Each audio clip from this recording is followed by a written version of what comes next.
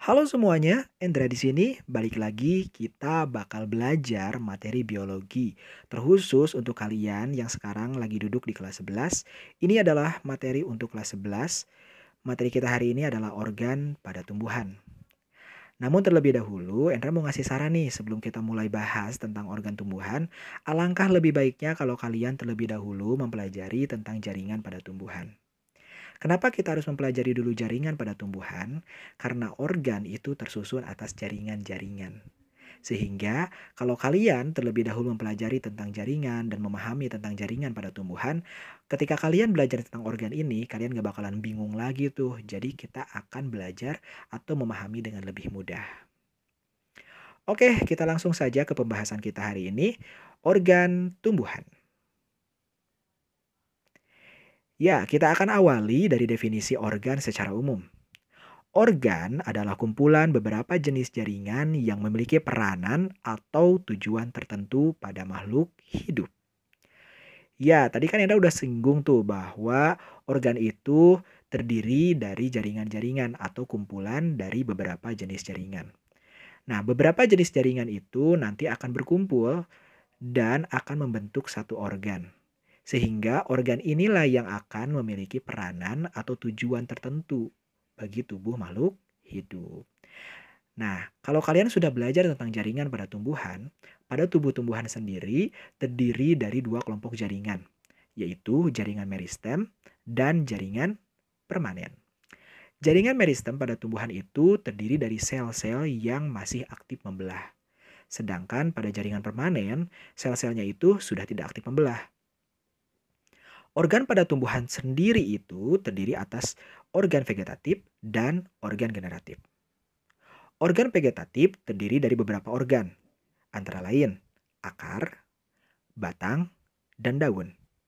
Sedangkan organ generatif pada tumbuhan terdiri dari bunga, buah, dan biji. Oke, kita akan mulai dari organ kita yang pertama. Kita akan awali dari organ yang paling bawah, yaitu akar.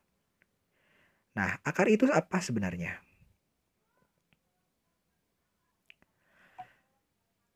Akar berdasarkan pada asalnya, akar itu dapat dibedakan menjadi dua jenis. Ada akar primer dan ada akar liar. Apa itu akar primer? Akar primer adalah akar yang tumbuh sejak embrio atau sejak masih biji hingga tumbuhan itu nanti mati. Itu disebut dengan akar primer atau akar asli. Fungsi dari akar primer itu menegakkan tumbuhan serta menyerap air dan garam-garam mineral yang diperlukan oleh tumbuhan. Sedangkan akar liar itu muncul dari batang, daun, atau jaringan lainnya. Akar liar itu dapat permanen atau dapat temporer, serta dapat tumbuh mencapai tanah atau tidak mencapai tanah. Lalu apa sih fungsi dari akar liar? Nah, akar liar itu fungsinya antara lain dia dapat menyerap air atau mengalami modifikasi menjadi organ untuk merayap, menopang, atau sebagainya. Mungkin kalian pernah lihat ada tumbuhan yang bisa memanjat, bukan memanjat, apa namanya ya? Yang menjalar ke dinding atau ke benda-benda lain. Nah, bagaimana caranya tumbuhan itu bisa menempel ke dinding atau ke benda lain? Biasanya dia itu akan membentuk akar liar untuk menempel atau berikat dengan benda yang akan dirambatnya. Atau kalian juga pernah melihat ada pohon yang ada juluran-juluran seperti akar. Nah, seperti yang suka digelantungin sama Tarsan, nah itu juga termasuk ke dalam akar liar. Fungsinya mungkin untuk membantu melakukan respirasi, kemudian untuk membantu mendapatkan air atau lain sebagainya. Namun, tetap saja yang berperan paling utama untuk penyerapan air dan garam-garam mineral pada akar itu adalah akar primer. Oke, selanjutnya kita akan lihat fungsi dari akar itu sebetulnya apa. Fungsi utama dari akar adalah untuk menyerap air dan mineral dari tanah. Fungsi lainnya adalah untuk menopang tubuh tumbuhan, menyimpan cadangan makanan, alat pernapasan, dan perkembangbiakan vegetatif. Fungsi utama dari akar tadi sudah disebutkan bahwa akar berfungsi untuk penyerapan air dan garam-garam mineral. Selain itu, dia juga menopang tubuh Supaya apa? Tumbuh-tumbuhan, misalkan kayak pohon yang besar, maka untuk dapat berdiri tegak, kemudian terhindar tidak terganggu dengan apa namanya, dengan gangguan alam seperti angin yang besar, hujan yang besar atau badai sekalipun, maka perlu adanya kekuatan akar yang besar. Kemudian, beberapa jenis akar juga dapat menyimpan cadangan makanan, seperti pada umbi-umbian, pada singkong, pada ubi, pada kentang. Dia itu menyimpan cadangan makanan di bagian akar. Kemudian untuk alat pernapasan, yaitu respirasi, mendapatkan oksigen dan mengeluarkan karbon dioksida. Tapi pada tumbuhan, penyerapan karbon dioksida dan mengeluarkan oksigen. Kemudian, akar juga dapat berfungsi sebagai perkembangbiakan vegetatif dengan membentuk tunas-tunas dari akar sehingga dia akan membentuk regenerasi atau tumbuhan yang baru. Struktur dari akar itu terdiri dari tudung akar, epidermis, korteks, endodermis, dan stele. Lalu bagaimana sih sebetulnya struktur akar? Kita lihat. Oke, di sini ada gambar struktur akar. Kita lihat dulu bentuk akar secara membujur. Nah, oke, kita lihat bentuk akar secara membujur.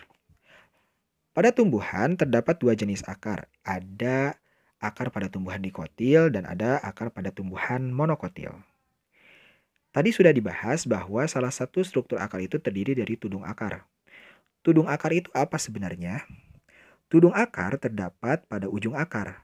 Fungsinya adalah untuk melindungi promeristem dan membantu penetrasi akar yang tumbuh ke dalam tanah. Promeristem itu apa sebetulnya? Jadi kalau kalian sudah belajar tentang jaringan tumbuhan, ada yang disebut dengan meristem apikal.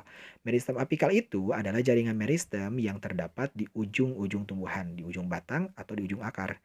Nah, salah satunya adalah di ujung akar. Nah, di ujung akar itu seperti ini. Nah, di sini ada promeristem. Nah, promeristem ini nanti dia itu akan terus mengalami pembelahan sehingga selnya itu semakin bertambah banyak sehingga membentuk jaringan yang baru. Karena selnya terus mengalami perbanyakan sel atau terus membelah sehingga selnya semakin banyak dan akan semakin panjang. Inilah yang menyebabkan pertumbuhan akar menjadi semakin panjang pada bagian tudung akar. Nah, pertumbuhan ini akan terus masuk ke dalam tanah. Ini disebut dengan penetrasi akar ke dalam tanah. Kemudian, akar juga terdiri dari apa? Akar itu selain kita lihat secara secara membujur, kita juga bisa melihat struktur akar kalau kita belah secara melintang itu akan bentuknya seperti ini. Ya. Nah, di sini ada akar dikotil, ada akar monokotil. Apa perbedaan dari akar dikotil dan akar monokotil? Nah, secara struktur kita akan bahas dari yang paling luar. Dari yang paling luar, nah, lapisan paling luar dari akar itu apa sebetulnya? Lapisan paling luar dari akar adalah epidermis. Ya, epidermis adalah lapisan yang paling luar dari akar. Epidermis atau kita sebut juga dengan epiblem atau lapisan filifer. Nah, epidermis ini terdiri dari sel-sel yang berdinding tipis dan tidak mengandung kutikula. Sel-sel epidermis pada akar ini, pada bagian yang dekat dengan ujung akar akan berkembang menjadi rambut-rambut akar. Nah, rambut-rambut akar inilah yang akan berfungsi untuk mengabsorpsi air atau menyerap air dan garam-garam mineral yang diperlukan oleh tumbuhan. Selain itu, dia juga dapat menguatkan posisi tubuh tumbuhan sehingga akan lebih kuat. Nah, epidermis itu dengan kata lain, epidermis itu adalah lapisan yang paling luar. Di sini terlihat pada gambar epidermisnya ada di sebelah mana. Nah, di sini ada lapisan tuh. Ada yang disebut dengan lapisan piliferus atau kita sebut dengan epidermis akar. Nah, epidermis akar ini ada yang mengalami pemanjangan. Nah, ini yang disebut dengan rambut-rambut akar. Kemudian, lapisan kedua dari akar adalah korteks. Korteks tersusun dari sel-sel parenkim yang kadangkala mengandung karbohidrat atau kristal. Nah, pada korteks inilah kalau kita lihat pada gambar, nah korteks itu adalah lapisan kedua setelah epidermis. Nah, korteks inilah biasanya yang menyimpan zat pati atau tepung pada singkong, pada ubi, sehingga bermanfaat untuk sumber karbohidrat bagi makhluk hidup ya. Kemudian ada endodermis. Endodermis itu mana? Nah, endodermis itu mirip seperti epidermis tapi adanya di dalam setelah korteks. Nah, endodermis ini adalah lapisan dari akar yang berfungsi berbeda daripada sel-sel yang di sekitarnya. Apa fungsi dari endodermis ini? Sebetulnya fungsi dari endodermis itu adalah untuk memisahkan atau menjadi dinding atau menjadi sekat antara korteks dengan stele. Nah, biasanya pada endodermis ini dia akan mengalami penebalan, membentuk titik-titik pita Kaspari atau membentuk seperti huruf U oleh zat suberin, kutin, lignin, atau selulosa. Nah, kemudian setelah endodermis itu, apa lapisan yang selanjutnya? Lapisan yang paling dalam dari akar itu adalah stele atau silinder pusat. Yang paling tengah ini adalah silinder pusat. Nah, di sini adalah silinder pusat. Nah, lapisan ini merupakan bagian yang paling tengah dari akar atau paling dalam dari akar. Jadi di dalam endodermis. Stele ini terdiri dari verisikel, berkas pembuluh, dan parenkim. Di sini terdapat berkas pembuluh yaitu xilem dan phloem. Nah, sekarang kita akan bandingkan antara akar dikotil dengan akar monokotil berdasarkan pada strukturnya. Apa perbedaan dari akar dikotil dengan monokotil berdasarkan pada strukturnya? Kalau kita lihat struktur dari akar dikotil dengan akar monokotil itu terletak pada bagian apanya? Nah, letaknya itu terletak pada parenkim sentralnya, parenkim yang paling tengah. Pada akar monokotil, dia itu tidak memiliki parenkim sentral. Sedangkan terbalik. Pada tumbuhan monokotil, dia memiliki parenkim sentral. Sedangkan pada tumbuhan dikotil, dia itu tidak memiliki parenkim sentral. Nah, selain itu, pada akar monokotil, dia itu tidak memiliki kambium. Sehingga xilem primer dan phloem primer itu terletak berselang-seling membentuk radial. Kalau kalian sudah baca materi sebelumnya, ada tipe berkas pembuluh yang radial, di mana xilem dan phloem itu terletak berselang-seling. Kemudian, pada tumbuhan yang dikotil, xilem dan phloem itu disekat atau dipisahkan oleh kambium, sehingga xilem primer terletak di pusat akar dan phloem primer terletak di luarnya. Ya, jadi perbedaannya itu terletak pada pusatnya. Karena kalau lihatnya, ya lihat di stelenya. Kalau pada dikotil bentuk stele, bentuk xilem dan phloemnya itu pada silinder pusat itu, yaitu berbentuk radial. Sedangkan pada tumbuhan monokotil, dia tidak berbentuk radial, melainkan terpisahkan oleh lapisan kambium. Baik, itu adalah struktur akar. Selanjutnya, kita akan bahas tentang batang. Batang itu merupakan bagian dari tubuh tumbuhan yang terletak di atas permukaan tanah. Fungsi utama dari batang adalah untuk menopang daun, bunga, dan buah. Fungsi lainnya adalah sebagai alat transportasi air, mineral, dan bahan-bahan makanan yang diperoleh dari akar untuk diedarkan ke seluruh tubuh tumbuhan atau mengedarkan bahan-bahan makanan hasil fotosintesis untuk diedarkan atau dikirim ke tempat-tempat penyimpanan cadangan makanan pada tubuh tumbuhan. Nah, struktur batang itu terdiri dari epidermis, korteks, dan stele. Sekilas kita akan membayangkan bahwa batang ini ternyata kok mirip dengan akar.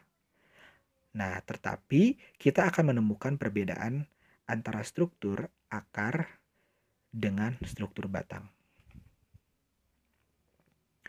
Oke, ini adalah batang pada tumbuhan dikotil dan batang pada tumbuhan monokotil. Batang memiliki 3 bagian pokok, yaitu epidermis, korteks, dan stele atau silinder pusat. Kita akan awali dengan epidermis. Epidermis pada batang itu terdiri atas satu lapisan sel-sel yang tersusun rapat tanpa ruang antar sel. Nah, dinding bagian luarnya itu bisa mengalami penebalan dari zat kutin. Beberapa jenis tumbuhan itu memiliki hipodermis. Jadi ada lapisan setelah epidermis, ada hipodermis yang terletak di sebelah dalam epidermis. Epidermis pada batang itu memiliki berbagai macam modifikasi. Bisa membentuk stomata, trikom, sel silika, sel gabus, atau yang lainnya. Nah, seperti halnya tadi sudah dijelaskan pada akar, epidermis itu adalah bagian yang paling luar dari dari batang. Move on dong ya. Nah, kalau kita lihat kalau kita melihat batang secara membujur, maka strukturnya itu akan terlihat seperti ini, berlapis-lapis. Ya, lapisan yang paling luar ini adalah lapisan epidermis. Pada beberapa jenis tumbuhan, epidermisnya itu ternyata mengalami penebalan di bagian luarnya, sehingga di bagian dalam epidermis itu membentuk hipodermis. Kemudian setelah epidermis, apa lapisan berikutnya? Lapisan berikutnya adalah korteks. Lihat dari strukturnya berbeda kan dengan epidermis? Ya. Nah, ini lapisan epidermis, kemudian lapisan kedua adalah korteks. Nah, korteks ini tersusun dari jaringan parenkim, kolenkim, dan sklerenkim. Sklerenkimnya itu bisa berupa serabut atau bisa berupa skleroid. Selain itu, di sini juga kadang-kadang terdapat sel-sel ideoblas atau sel-sel yang bentuk dan fungsinya berbeda dengan sel-sel yang di sekitarnya.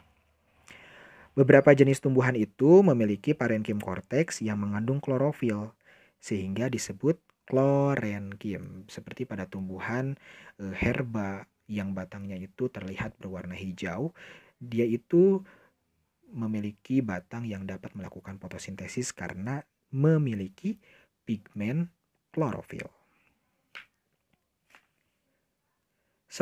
Lapisan selanjutnya apa? Lapisan selanjutnya dari batang adalah stele atau silinder pusat. Nah, stele atau silinder pusat itu adalah lapisan dari batang yang terletak di dalam endodermis.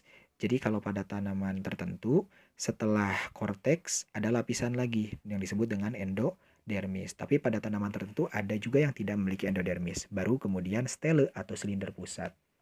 Nah, stele atau silinder pusat ini terdiri dari beberapa jenis jaringan. Ada perikambium, kemudian parenkim, dan berkas pengangkut. Nah, berkas pengangkut itu terdiri dari xilem dan floem. Nah,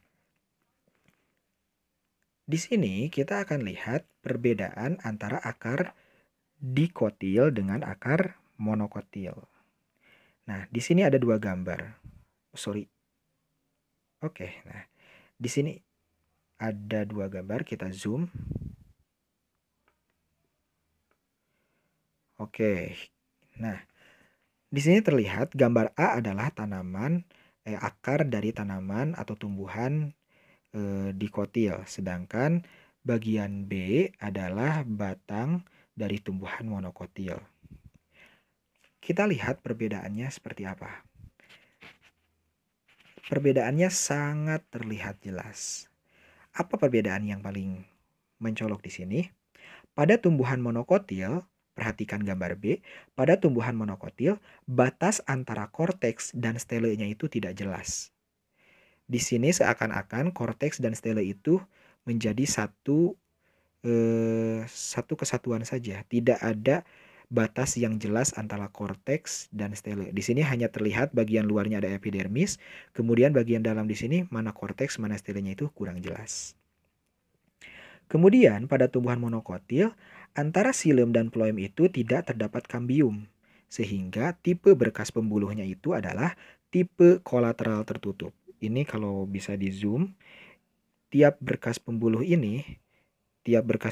yang ditunjukkan di sini ada titik-titik. Nah, ini adalah berkas-berkas pembuluh. Tipe-tipe berkas pembuluh di sini adalah tipe kolateral tertutup. Artinya apa? Tidak ada kambium yang membatasi atau memisahkan antara xilem dan phloem. Itu dibaca di materi tentang berkas-berkas pembuluh di jaringan tumbuhan. Nah, sedangkan pada tumbuhan dikotil, batangnya itu terlihat jelas antara korteks dengan stele. Nah, di sini korteksnya bagaimana?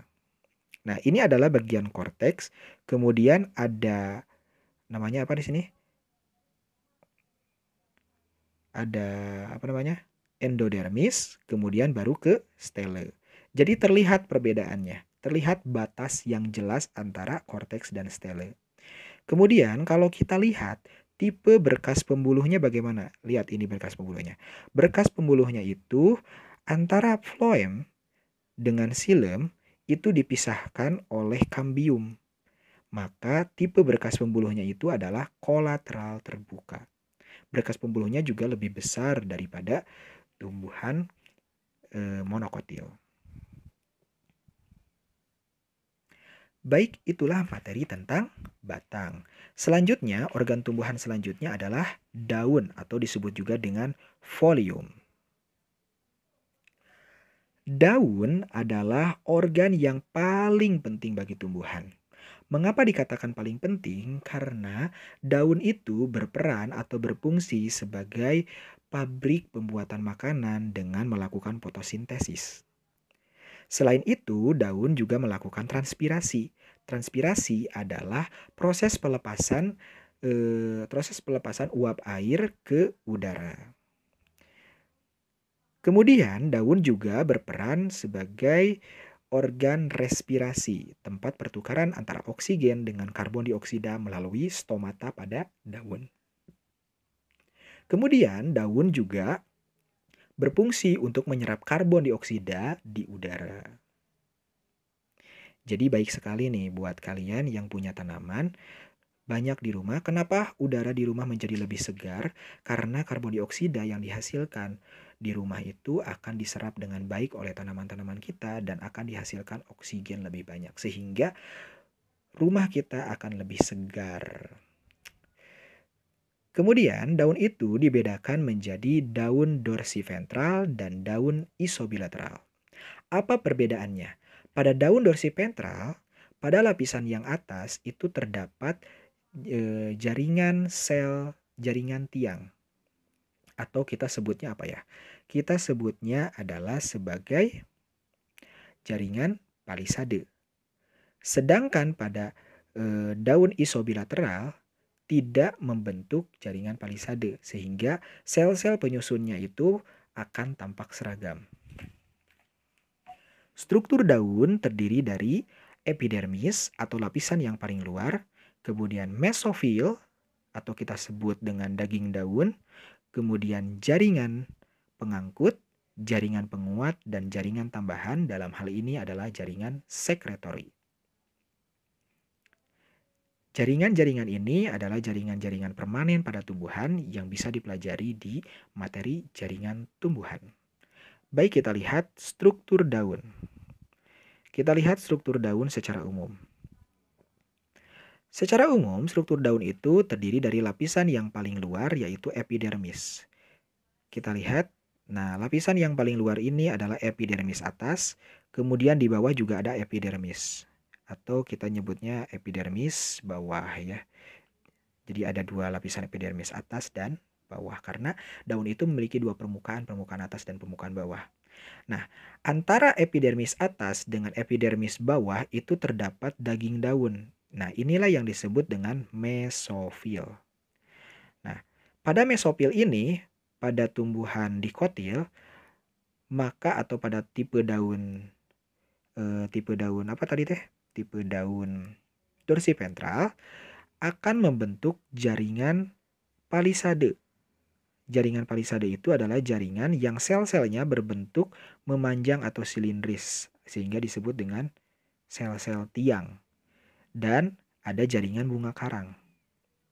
Jaringan inilah yang banyak mengandung klorofil sehingga berperan untuk melakukan proses fotosintesis atau pembentukan zat makanan atau karbohidrat. Kemudian pada daun juga terdapat berkas pembuluh atau xilem dan floem. Xilem dan floem. Berkas pembuluh ini dikelilingi oleh sel-sel di sekitarnya.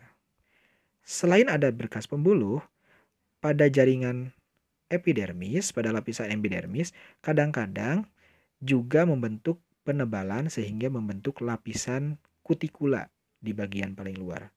Terkadang pula pada lapisan kutikula ini membentuk lapisan lilin sehingga pada daun-daun tanaman tertentu tampak lebih mengkilap.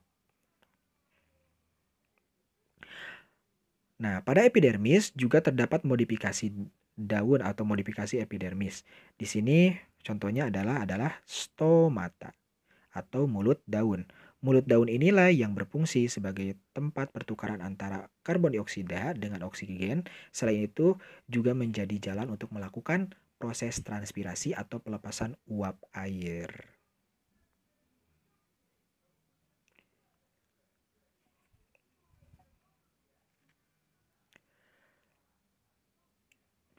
Baik, selanjutnya adalah kita lihat bagaimana perbedaan antara struktur dari daun tumbuhan monokotil dengan tumbuhan dikotil. Di sini saya sudah menyediakan gambar hasil preparasi atau gambar preparat dari daun. Ini adalah preparat tumbuhan monokotil. Sedangkan yang bawah adalah preparat dari tumbuhan dikotil.